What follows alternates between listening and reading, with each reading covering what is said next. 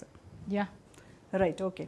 ఇక్కడ ఒక చిన్న విషయం ఏంటంటే విమెన్ కమిషన్ కాబట్టే కాల్ చేశాము. యా, అదే కదా. ఆవిడ ఒక స్త్రీగా రెస్పాండ్ అవుతారు, ఆ పిల్లలకి ధైర్యం ఇద్దామనే కాల్ చేశాం తప్ప ఆమెను మనమేం తప్పు పట్టలేదు. మేడంని మనమేం తప్పు పట్టలేదు. ఇంకొకటి ఏంటంటే ఆవిడ అంత ధైర్యంగా అప్పుడు చేశారు కాబట్టి అలాంటిది ఏమన్నా చేస్తారా అమ్మా అని నేను అక్కడ ఉన్న ఆడపిల్లలు భయపడుతున్నారు. ఈవిడ వాయిస్ ఇప్పటి వరకు రాలేదు, కనీసం ఏదో ఒక ఛానల్కి వాయిస్ ఇవ్వాలి ఆవిడ, లేదా ఒక బయటన్నా ఇవ్వాలి.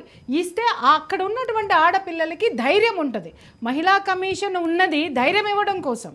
ఇక్కడ మనం చేసింది కూడా ఆవిడ ఫర్దర్గా ఏం తీసుకుంటారు. నా ప్రశ్న కూడా ఆవిడ శాంతం వెళ్ళలేదు చూడండి. అమ్మ ఫర్దర్గా ఏమి ఛార్జ్ తీసుకుంటారు అనేటటువంటిది నేను అడిగే లోపే లైవ్లో ఉన్నారా? అసలు మీరు వాస్తవం మాట్లాడుతున్నప్పుడు అది లైవ్ అయితే ఏంటి, వితౌట్ లైవ్ అయితే ఏంటండి? నాకు అర్థం కాక అడుగుతాను. ఇప్పుడు ఇంకొక విషయం ఏంటంటే మీడియా చేస్తున్నటువంటి ఈ యొక్క కృషి, మీడియాకు ఉన్నటువంటి ఇది, మీరు ఒక రెస్పాన్సిబుల్ పర్సన్గా మేము అక్కడ కూర్చోపెట్టినప్పుడు ఆవిడ ఏంటంటే ఆవిడ తప్పు పట్టింది ఏంటంటే ఆవిడకి ఇన్ఫార్మ్ చేయాల్సింది, లైవ్లో ఉన్నాను అని చెప్పేసి ఒక మాట చెప్పు ఉండాల్సింది. అప్పుడు తను వేరేలా రియాక్ట్ అయ్యేవారేమో. That's okay. మీరు రాజ్ న్యూస్ అని ముందే చెప్పారు కదమ్మా. రాజ్ న్యూస్ అని చెప్పారు. రాజ్ న్యూస్ అని చెప్పారు కదా. రాజ్ న్యూస్ ఎప్పుడు కూడా ఒక ప్రైవేట్గా కాల్ అయితే చేయదు కదా. మేము ఇలా ఉన్నామని చెప్పేసి అని మీరు అన్నారు. ఆవిడ అప్పుడే అడగాల్సింది. రాజ్ న్యూస్ అనగానే మీరు లైవ్ తీసుకుంటున్నారంటే అప్పుడే కట్ చేశారు. ఇంకొకటి, ఆమె అంత అగ్రెసివ్గా ఫీల్ అవ్వడానికి ఇక్కడ మనం ఏ పొరపాటుగా మాట్లాడలేదు.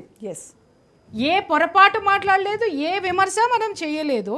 ఆవిడ ఇమ్మీడియట్గా అంత అగ్రెసివ్ అయ్యారు అని అంటే వాట్ ఈస్? ఇప్పుడు ఆవిడ ఏమంటున్నారు, లైవ్లో మీరు అడగకూడదండి, మామూలు కాల్ చేయండి అన్నారు. అంటే ఆవిడకి టైం ఉందనే కదా అర్థం. సరే, టైం ఉంది కదా. ఎగ్జాక్ట్లీ.